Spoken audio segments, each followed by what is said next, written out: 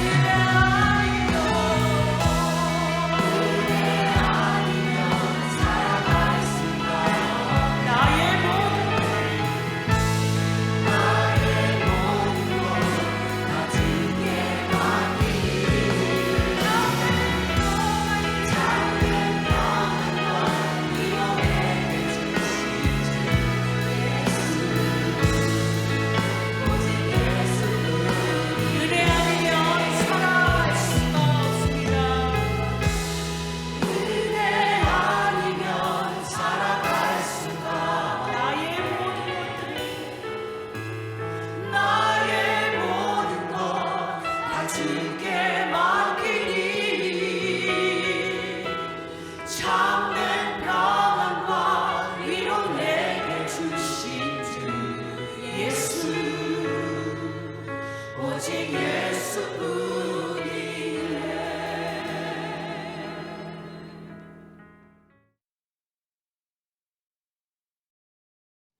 추석을 맞이해서 우리 관리사역원과 권사회에서 준비한 송편을 예배 후에 나눠드리겠습니다.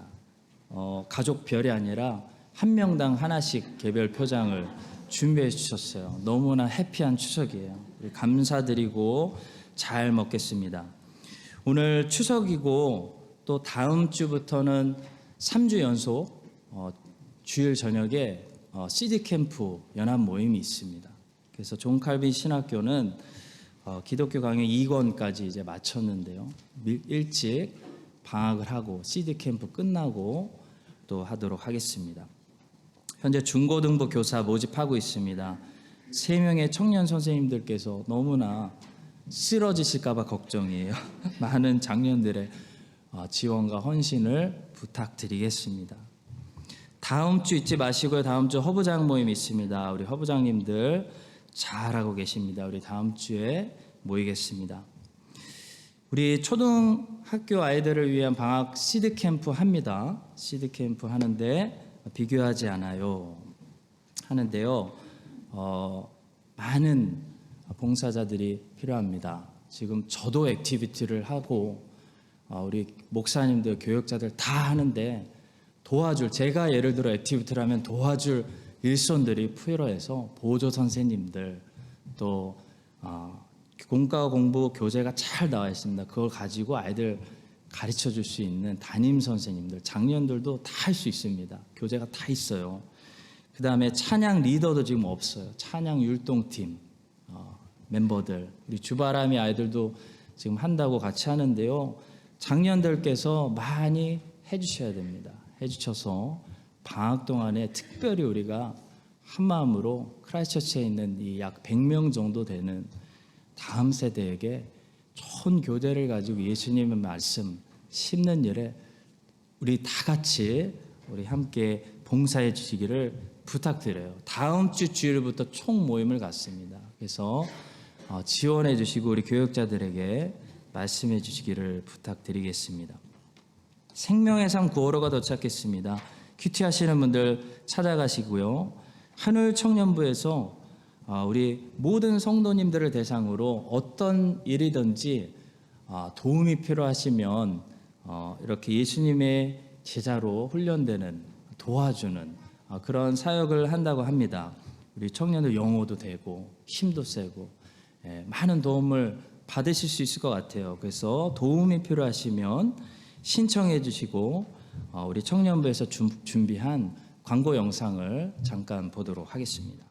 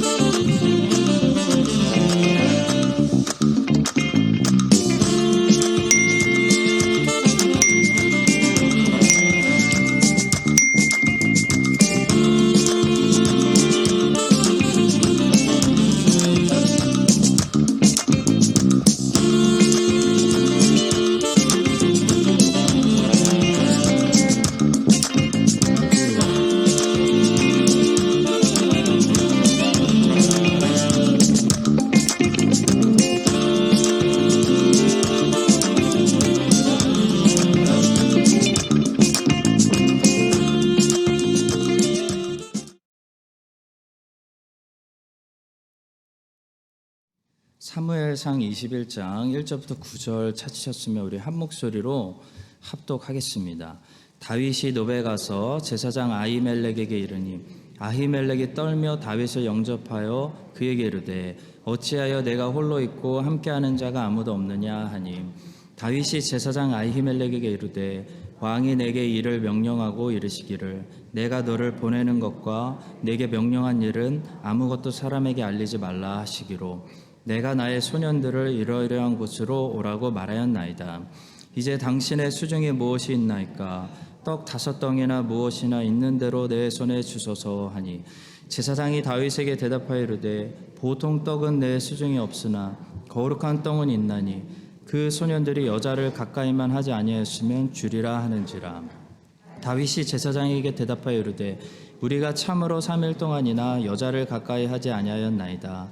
내가 떠난 길이 보통 여행이라도 소년들의 그릇이 성결하겠거든 하물며 오늘 그들의 그릇이 성결하지 아니하겠나이까 하매 제사장이 그 거룩한 떡을 주었으니 거기는 진설병 곧 여호와 앞에서 물려낸 떡밖에 없었음이라. 이 떡은 더욱 떡을 드리는 날에 물려낸 것이더라. 그날에 사울의 신하 한 사람이 여호와 앞에 머물러 있었는데 그는 도액이라 이름하는 에돔 사람이요 사울의 목자장이었더라. 다윗이 아히멜렉에게 이르되 여기 당신의 수중에 창이나 칼이 없나이까? 왕의 일이 급함으로 내가 내 칼과 무기를 가지지 못하였나이다 하니 제사장이 이르되 내가 엘라 골짜기에서 죽인 블레셋 사람 골리앗의 칼이 보자기에 쌓여 에봇 뒤에 있으니 내가 그것을 가지려거든 가지라. 여기는 그것밖에 다른 것이 없느니라 하는지라. 다윗이 이르되 그 같은 것이 또 없나니 내게 주소서 하더라. 아멘.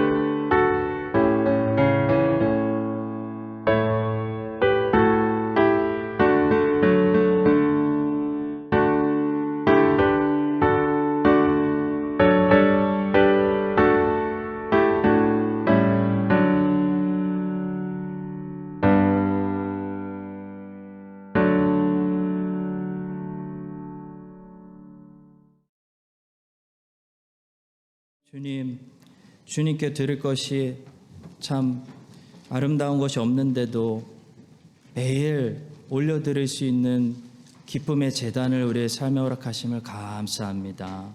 그 기쁨의 제단 위에 하나님 우리의 모든 것을 올려드리고 돌아갈 때 손에 하나도 남지 않아서 주의 백성들에게 평강과 소망과 기쁨이 넘쳐나게 하여 주시옵소서. 하나님 헌금을 다시 모아서 하나님을 경외하고 하나님께 드렸습니다. 저희들 소원하는 것은 이 헌금이 쓰여질 때마다 예수 그리스도의 이름이 높이 찬송받고 예수 그리스도의 복음이 이 뉴질랜드에 전파되기를 소원합니다. 하나님 가장 귀하고 선하게 사용하여 주시옵소서.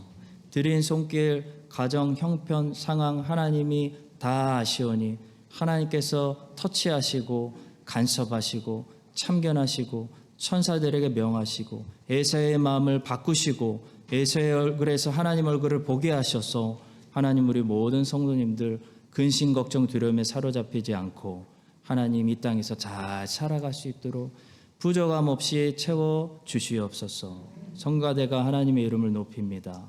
하나님 한 목소리 한 목소리 하나님은 다 들으십니다. 우리는 합창으로 듣지만 하나님께서 그 영혼의 찬송을 받아주시고 높임 홀로 영광 받아 주시고 찬양 함께 마음으로 찬양하는 모든 주의 백성들에게 평강이 임하게 하여 주시옵소서. 감사하며 예수 그리스도의 이름으로 기도합니다. 아멘.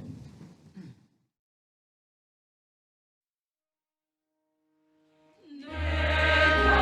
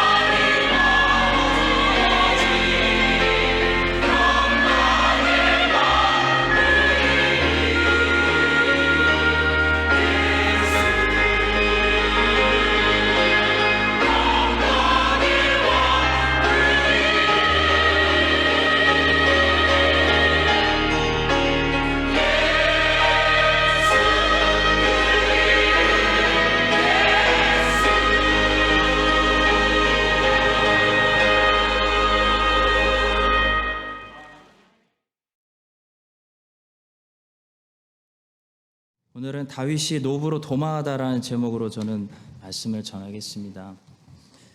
사울을 피해서 도망자가 된 다윗이 제일 먼저 도망간 곳은 노비라는 하나님의 제사장과 성막이 있는 곳이었습니다.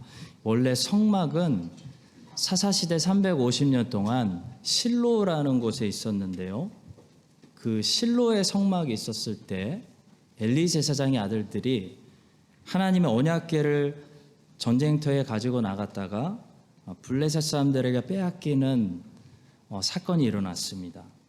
하나님의 언약궤가 블레셋 땅을 6개월 정도 돌고 다시 돌아와서 아비나답의 집에 모셔두었을 때 하나님의 언약궤를 잃어버린 성막은 실로에서 노브로 옮겨져 있었습니다. 그 노브에 오늘, 그러니까 그 안에 하나님의 언약궤는 없는 거죠. 그 노브에 오늘 다윗이 도착해서 엘리의 증손자인 제사장 아히멜렉을 만나고 있는 것을 우리가 읽었습니다. 그래도 다윗은 도망칠 때 하나님의 성막이 있고 하나님의 제사장이 있는 노브로 도망치는 선택을 했습니다. 노브에서 일어난 오늘 본문의 이야기를 통해 어떤 말씀을 듣게 될까요? 세 가지만 말씀드리도록 하겠습니다. 첫 번째로 이런 말씀을 듣게 되어 죄는 항상 우리에게 불필요한 것이다 라는 사실을 보게 됩니다. 다윗은 처음 지금 노베에 와서 처음으로 제사장 만난 거 아닙니다. 제사장이 다윗을 알고 있습니다. 다윗은 아마도 종종 사울의 심부름을 가지고 제사장이 있는 이곳에 왔을 것입니다. 다윗은 이곳에 올 때마다 그럴싸해 보이는 왕궁에서 일하는 사람들을 데리고 왔을 것입니다. 그런데 이 야밤에 다윗이 겨우 2-3명 정도 되는 소년들, 종들과 함께 갑자기 나타났습니다. 그래서 제사장 아히멜렉이 깜짝 놀랐죠. 그래서 1절에서 제사장이 떨면서 다윗에게 질문합니다. 다윗이 노베에 가서 제사장 아히멜렉에게 이르니 아히멜렉이 떨며 다윗을 영접하여 그에게 이르되 어찌하여 내가 홀로 있고 함께하는 자가 아무도 없느냐라고 말했습니다. 자, 그랬을 때 다윗도 순간 당황했던 것 같습니다. 제사장이 너무나 놀라니까 다윗도 놀랐습니다. 그래서 다윗은 안타깝게도 거짓말을 하게 됩니다. 2절의 말씀입니다. 다윗이 제사장 아히멜렉에게 이르되 왕이 내게 이를 명령하고 이르시기를 내가 너를 보내는 것과 내게 명령한 일은 아무것도 사람에게 알리지 말라 하시기로 내가 나의 소년들을 이러이러한 곳으로 오라고 말하였나이다. 자, 문제는 이 거짓말이 정말 불필요한, 그러니까 하지 않았어도 되는 그런 거짓말이었다는 거죠. 나중에 결과를 보니까 그것을 알 수 있습니다. 성도 여러분, 다윗이 왜 거짓말을 했냐면요, 그 순간 다윗은 이 거짓말이 꼭 필요하다고 판단했기 때문에 거짓말을 했습니다. 다윗은 자기가 그렇게 하지 않으면 여기서 도움을 받을 수 없다고 판단했습니다. 그런데 결과를 보니까요, 하나님은 이미 다윗에게 필요한 것들을 준비하고 계셨습니다.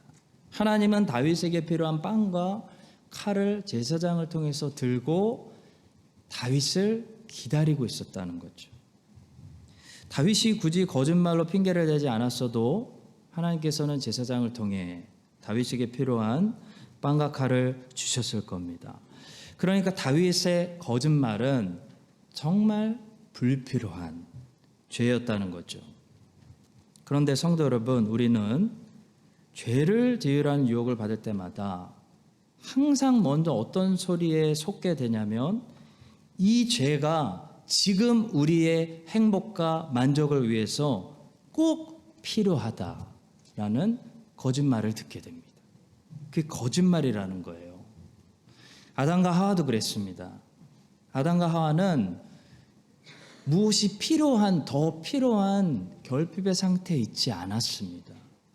그런데도 자신들이 뭔가 부족하다, 더 지혜가 필요하다라는 말에 속아버려서 선악과를 먹은 거죠. 거짓말을 믿었습니다. 최초의 범죄는 불필요한 것을 필요한 것이라고 속는 데서 시작됐습니다. 다윗이 나중에 왕이 돼서 이제 평안해졌을 때 왕궁에서 밧세바와 간음했을 때도 마찬가지입니다. 다윗은 그때 불필요한 죄를 짓고 말았습니다. 다윗은 그 순간 그 죄가 필요하다고 느꼈는데요. 성경은 그 죄가 다윗에게 필요 없었다라고 말씀하고 있습니다. 사무엘하 12장 7, 8, 9절을 제가 읽어볼게요. 나단이 다윗에게 이르되 당신이 그 사람이라. 이스라엘의 하나님 여호와께서 이와 같이 이르시기를 내가 너를 이스라엘 왕으로 기름 붓기 위하여 너를 사울의 손에서 구원하고 내 주인의 집을 내게 주고 내 주인의 아내들을 내 품에 두고 이스라엘과 유다 족속을 내게 맡겼느니라. 만일 그것이 부족하였을 것 같으면 내가 내게 이것저것을 더 주었으리라. 그런데 어찌하여 내가 여호와의 말씀을 업신여기고 나 보기에 악을 행하였느냐. 내가 칼로 햇사람 우리아를 치되 암몬 자손의 칼로 죽이고 그의 아내를 빼앗아 내 아내로 삼았도다 말씀합니다. 하나님 말씀은 정확한 진단입니다. 전혀 다윗은 뭔가 부족하지 않은 상태에서 불필요한 죄, 없어도 되는 죄를 지었다는 거죠. 성도 여러분, 죄가 항상 어디서 어떻게 시작하는지를 우리가 알면 죄가 시작하려고 할 때 많이 막을 수가 있습니다. 죄는 항상 어떻게 시작될까요? 어디서 시작되냐면 부족하지 않은데 부족하다고 느껴지면서 속는 데서 시작됩니다. 그걸 다른 말로 성경은 뭐라고 부르냐면 욕심이라고 부르는 거죠. 모든 죄는 결핍과 부족함에서 시작되는 게 아니라 욕심에서 시작된다고 성경 말씀하는 거예요. 야고보서 1장 15절입니다. 욕심이 잉태한 즉 죄를 낳고 죄가 장성한 즉 사망을 낳느니라. 모든 죄는 필요해서 짓는 죄가 아니라 불필요한 욕심에서 일어나게 된다는 거죠. 욕심은 다른 말로 탐욕입니다. 근데 이 탐욕이라는 죄가 무서운 것은 탐욕이 가지고 있는 특징 때문인데요. 탐욕은 우리 눈에서 잘 숨는다는 겁니다. 자기 탐욕을 감지하는 사람은 그렇게 많지 않습니다. 이게 잘 안 보인다는 거예요. 질병도 금방 감지가 되는 질병이 있고 몸속에 꼭꼭 숨어서 감지가 안 되는 질병이 있습니다. 죄도 마찬가지예요. 감지가 잘 되는 죄가 있고 내가 이런 죄인이구나. 감지가 잘 안 되는 죄가 있습니다. 예를 들어 음란 같은 죄는 감지가 잘 되는 죄예요. 우리는 우리의 음란함을 다른 사람들이 못 보도록 철저하게 숨길 수는 있는데 우리 자신은 숨길 수가 없어요. 우리는 내가 얼마나 음란한지 잘 보이는 죄가 음란죄예요. 자, 근데 탐욕은 반대 특징을 가지고 있습니다. 다른 사람들은 다 알아요. 내가 조금만 욕심을 가지고 있으면 욕심 부리는구나. 내가 얼마나 욕심이 많은 인간인지. 이게 아무리 숨기려고 해도 티가 납니다. 다른 사람들은 다 알아요. 느끼는 거예요. 근데 정작 나는 내 안에 숨어있는 탐욕을 잘 보지 못하는 탐욕죄는 그렇게 무섭습니다. 상담사에게 상담받으러 오는 사람들 중에 나는 너무 음란합니다 라고 고백하는 사람은 많아도 나는 너무 욕심이 많은 것 같아요 라고 고백하는 사람은 지극히 소수라는 겁니다. 대부분의 사람들은 많이 가졌는데 스스로에 대해서 어떻게 느끼고 있냐면 나는 너무 가난해. 지금 나는 너무 부족해 라고 생각한다는 거예요. 그렇지 않습니까, 여러분? 삼성의 고 이건희 씨도 돈 없어 죽겠다 라는 말을 하시는 거 보고 저는 깜짝 놀랐어요. 미국의 98%는 나는 겨우 살아가는 중상층이다라고 느낀대요. 부자인 사람들이, 사실 상류층에 있는 사람들이 나는 부자다, 상류다라고 고백하지 않는다고 합니다. 뉴질랜드도 마찬가지 아닐까요? 성도 여러분, 음란은 두통처럼 너무나 잘 느껴지는 죄이기 때문에 어떻게 보면 우리는 주님 앞에, 주님, 제가 참 음란합니다, 내가 성경에 나오는 저 창녀와 비슷한 죄인이에요 라고 죄를 인정하고 고백하는 것이 어렵지 않습니다. 탐욕과 욕심은 우리 영혼의 온몸에 다 퍼져 있는데도 이게 잘 느껴지지가 않기 때문에, 아니 주님, 내가 언제 그렇게 큰 걸 바랬다고 그러세요? 주님, 제가 무슨 욕심을 부렸어요? 어렵게 살아가고 있는데. 주님께 오히려 화를 내는 그런 죄가 우리 안에 숨어있는 탐심이라는 거예요. 팀 캐럴 목사님은 말씀합니다. 예수님은 간음보다 탐심을 훨씬 자주 경고하셨다. 복음서를 보니까요, 간음죄를 지었던 사람들은 예수님께 잘 나와서 눈물을 흘리고 회개했습니다. 근데 욕심이 있는 사람들은 한 사람도 예수님을 따라가지 않더라고요, 끝까지. 부자 청년 같은 사람은 결국 예수님을 따라가지 않았습니다. 내가 무슨 욕심이 많다고 그러세요? 그렇게 반응하는 거예요. 성도 여러분, 모든 죄는 사실 우리에게 불필요한 죄입니다. 우리에게 필요한 것이 아니에요. 죄는 항상 욕심, 다 하나님이 충분히 주셨는데 부족하다고 느껴서 욕심, 탐심에서 시작되는 겁니다.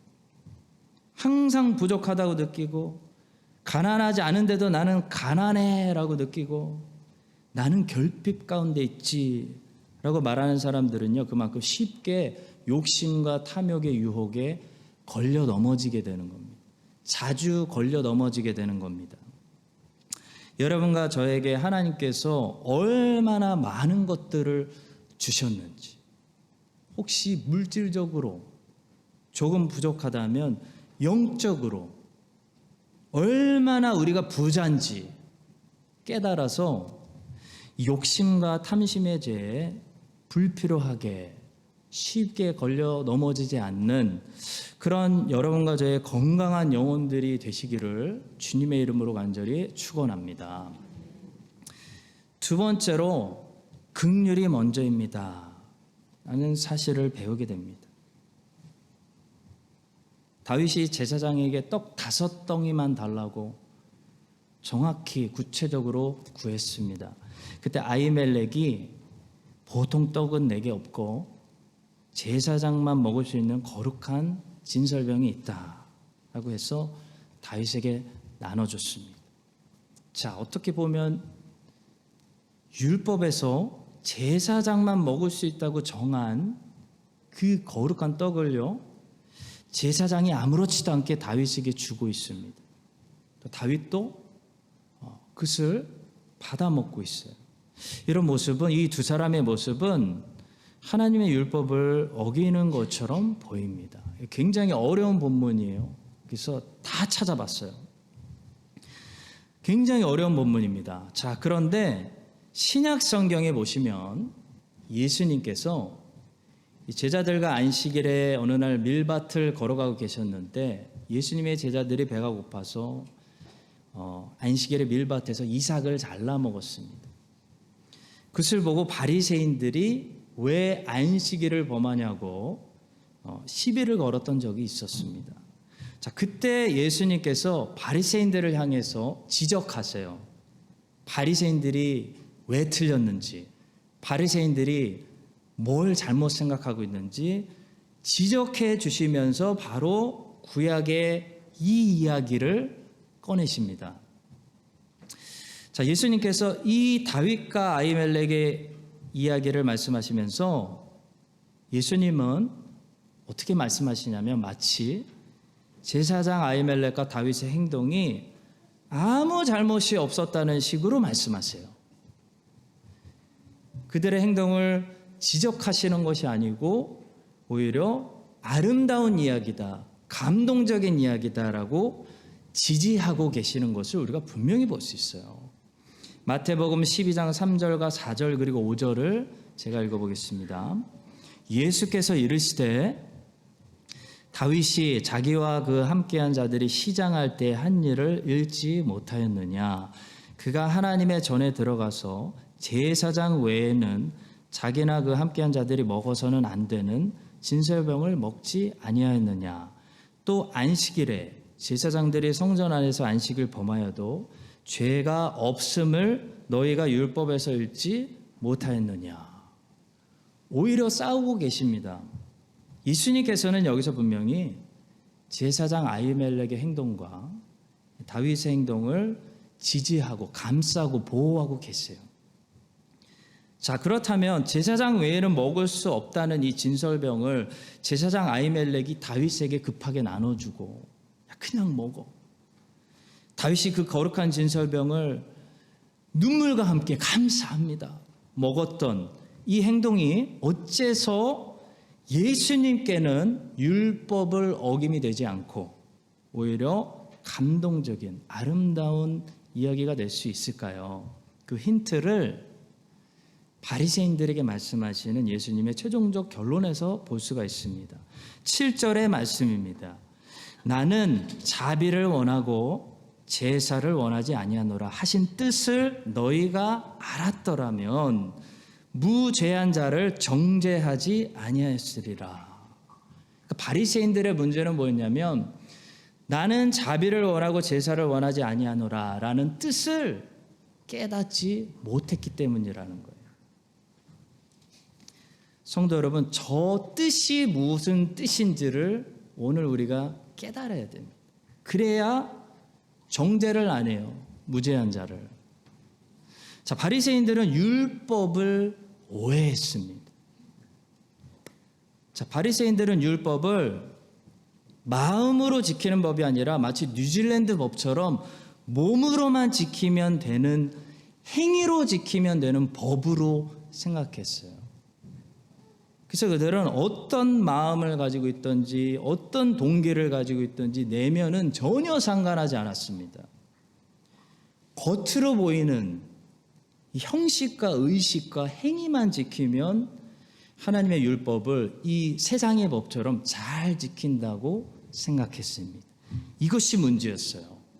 왜냐하면 하나님은 중심을 보시는 분이에요. 하나님은 영이세요. 그래서 하나님께 제사를, 구약의 제사를 통해 예배를 드리더라도 영으로 드려야 돼요.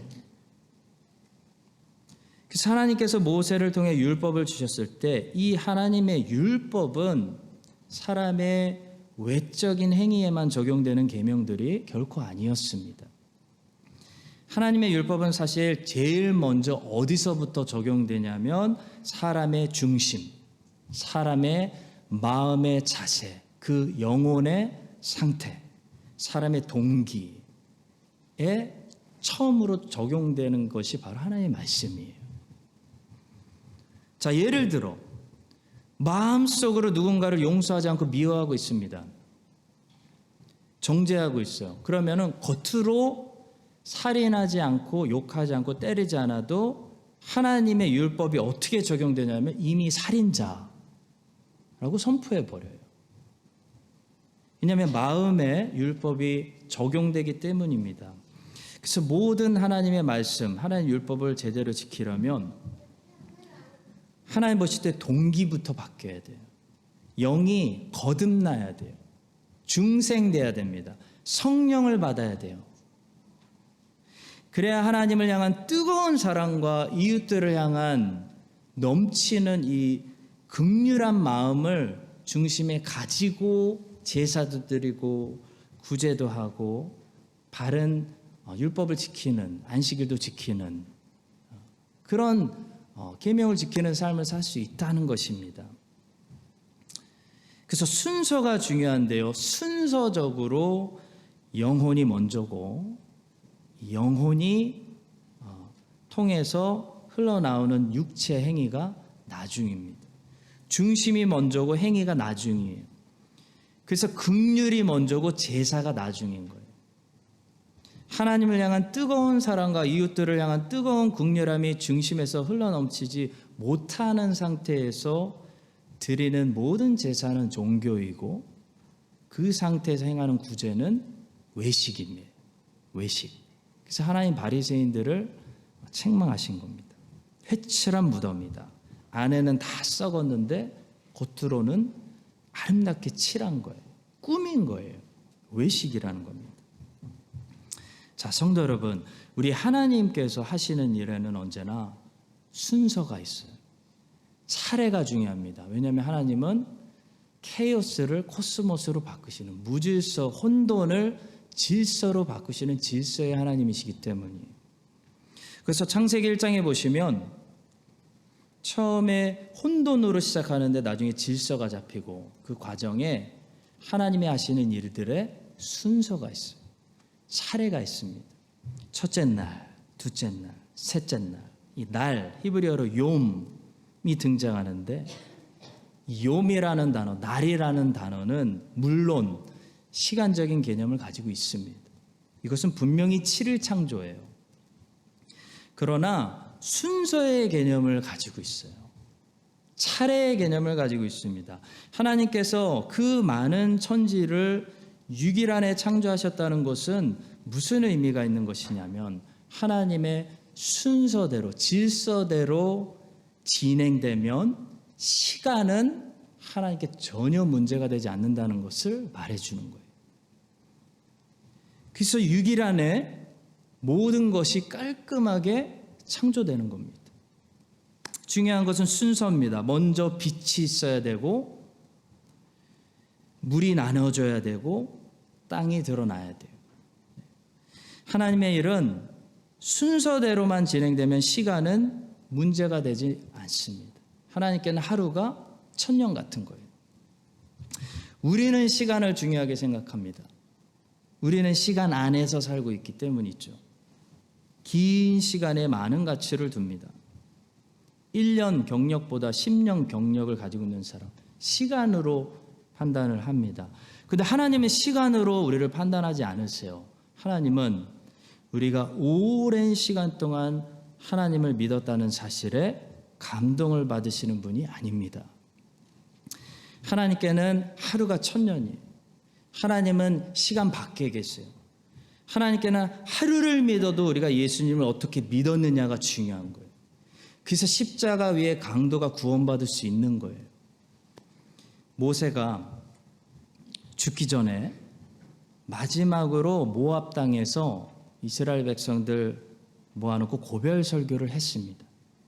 모세가 할 말이 얼마나 많았겠습니까? 모든 백성들이 귀를 기울여서 모세가 마지막으로 뭐라고 말하는지 집중하고 있습니다. 그때 모세의 첫 마디가 이렇게 시작해요. 신명기 1장 2절.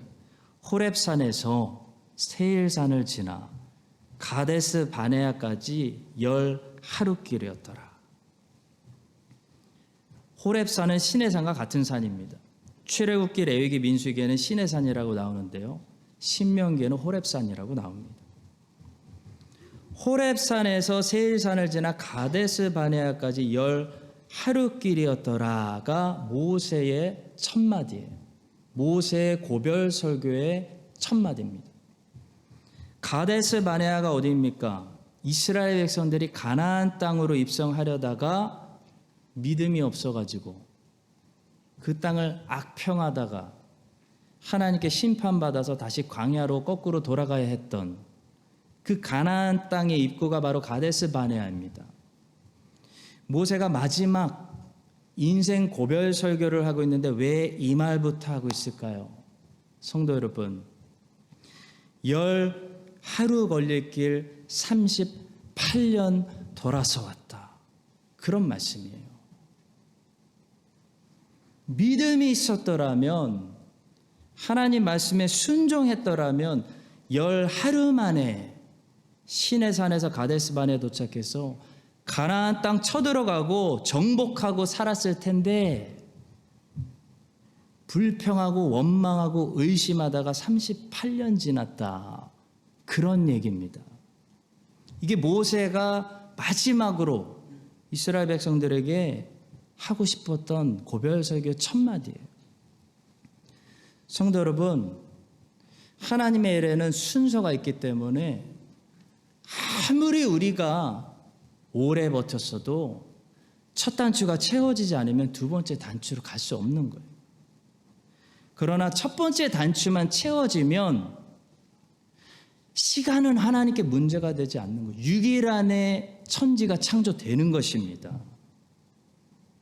하나님께는 시간이 문제가 아니라 순서가 중요해요. 믿음이 없으면 가나안 땅 못 들어가요. 40년 기다려도 가나안 땅 못 들어가요.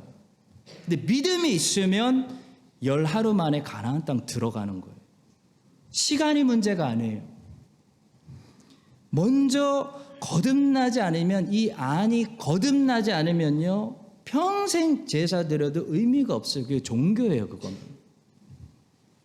우리의 내면에 하나님을 향한 뜨거운 사랑과 이웃들을 향한 긍휼이 없으면 많은 사역을 해도 아름답지가 않은 겁니다. 열심히 할수록 외식하는 바리새인만 되는 거예요.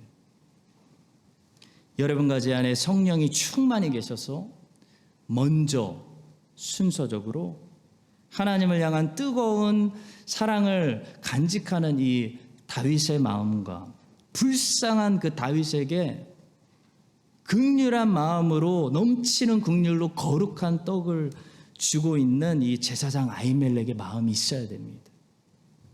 이 내면의 중심이 먼저 넘쳐 흘러서 우리가 무엇을 그 다음에 하든지 하나님을 감동시키는, 무엇을 하든지 하나님께 영광 돌릴 수 있는 그런 사람들 다 될 수 있기를 주님의 이름으로 축복합니다. 마지막 세 번째로, 환난 중에도 다윗처럼 하나님의 집으로 도망치면 빵과 칼을 얻을 수 있다는 사실입니다. 자, 다윗은 노브로 가서 제사장들만 먹을 수 있는 거룩한 빵만 얻은 것이 아닙니다.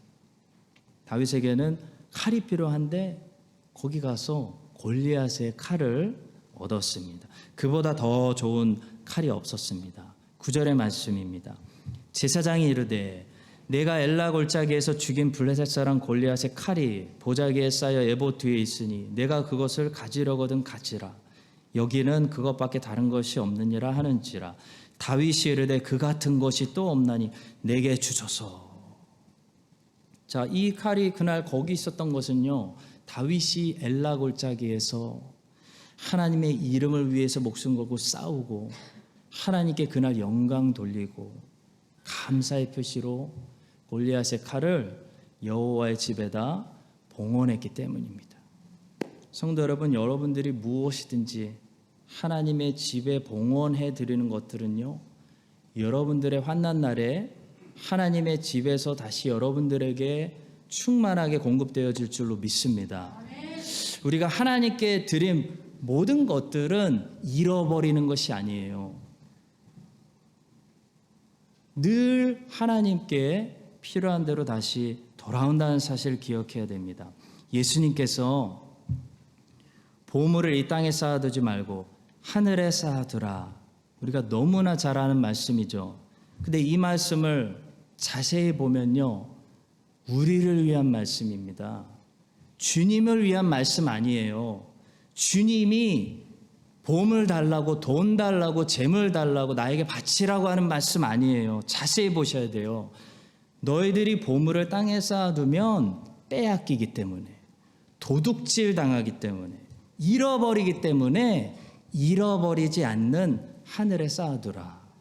우리를 위해서 하신 말씀이에요. 마태복음 6장 19절 20절 한번 보겠습니다. 너희를 위하여 보물을 땅에 쌓아두지 말라. 거기는 좀과 동록이 해하며 도둑이 구멍을 뚫고 도둑질하느니라.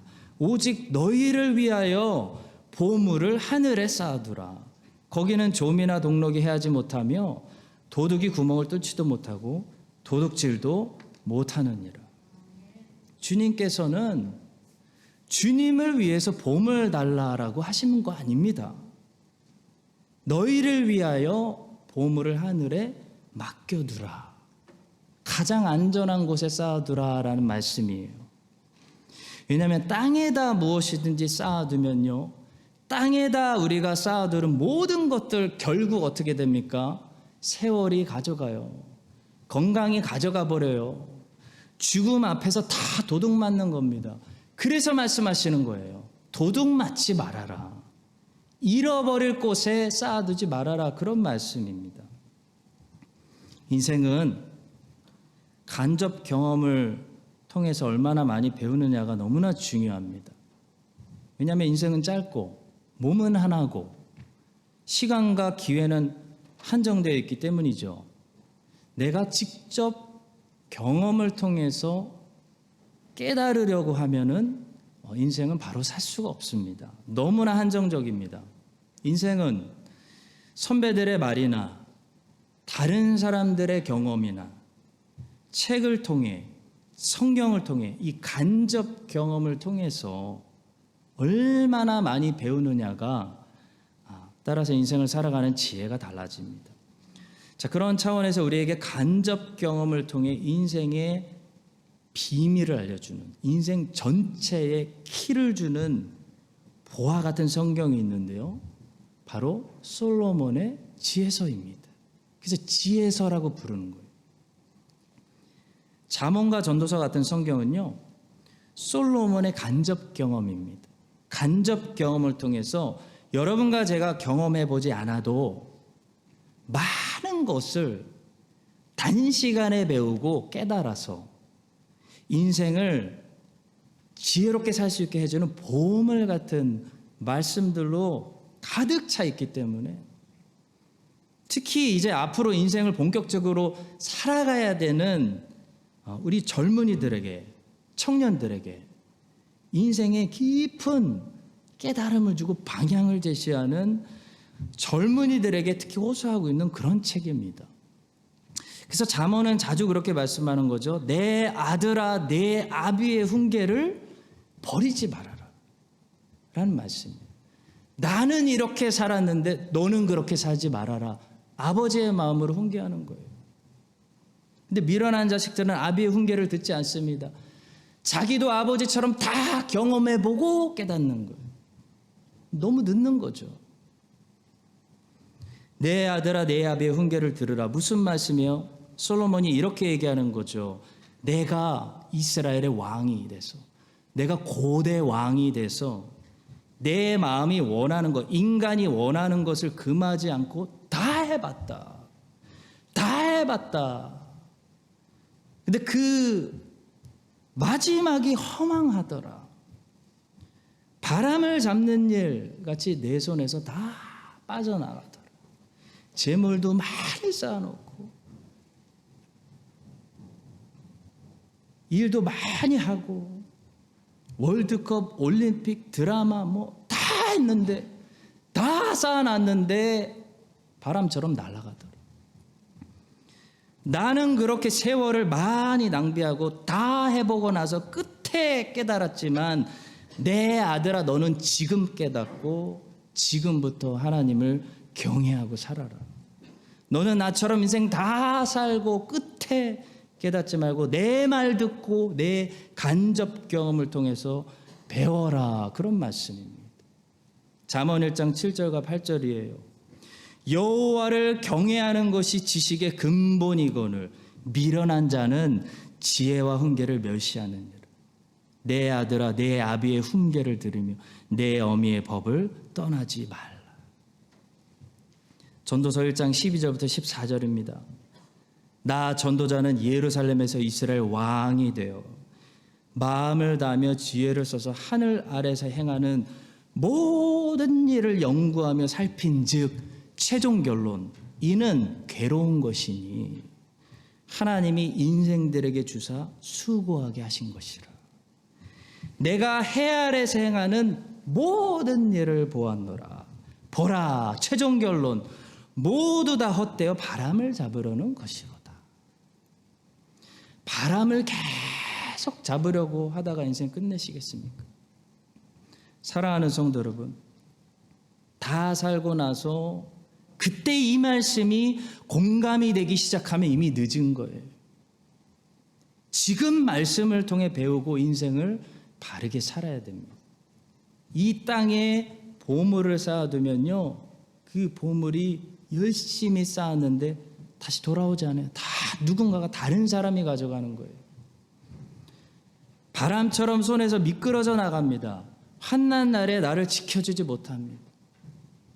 그러나 우리의 모든 보물을 하늘에 쌓아두고 하나님 앞에 바치고 하나님께 드리면요, 그것은 빼앗기는 것이 아니라 보존되는 것입니다. 가장 안전한 곳에 맡기는 거예요. 그러면 하나님께서 몇 배로 영생과 함께 돌려주시는 거예요. 이게 진실이에요.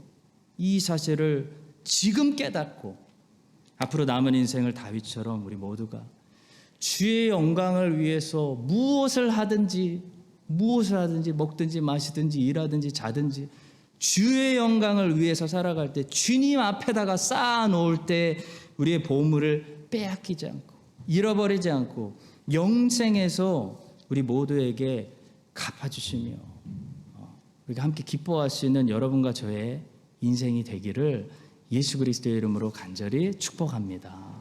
기도하겠습니다. 하나님, 솔로몬의 간접 경험을 통해 주신 지혜를, 훈계를 지금 깨닫고 주의 영광을 위해서 살아갈 수 있도록 인도하여 주시옵소서. 다윗이 하나님께 봉헌한 것을 돌려받은 것처럼 이 땅에서 날마다 주님께 드리게 하시고 영생으로 몇 배로 다 돌려받게 하여 주시옵소서. 이 땅에서 우리가 열심히 삽니다. 우리가 땀 흘리고 하는 모든 일들이 헛되지 않게 하여 주시고 하나님 앞에 쌓이는, 하나님께 드리는 인생들 되게 하여 주시옵소서. 감사드리며 예수 그리스도의 이름으로 기도합니다. 아멘.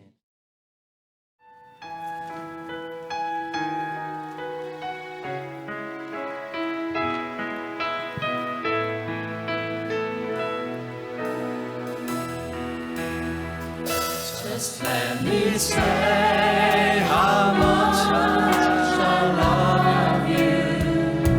Let me sing of your mercy and grace.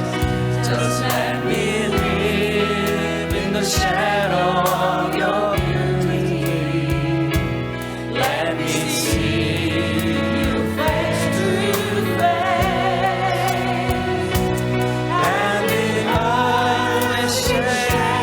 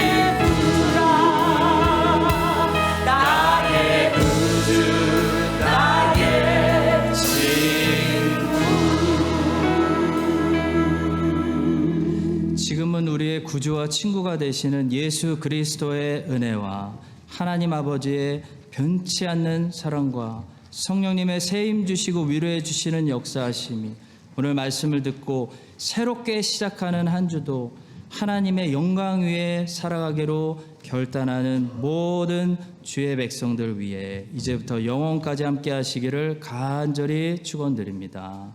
아멘.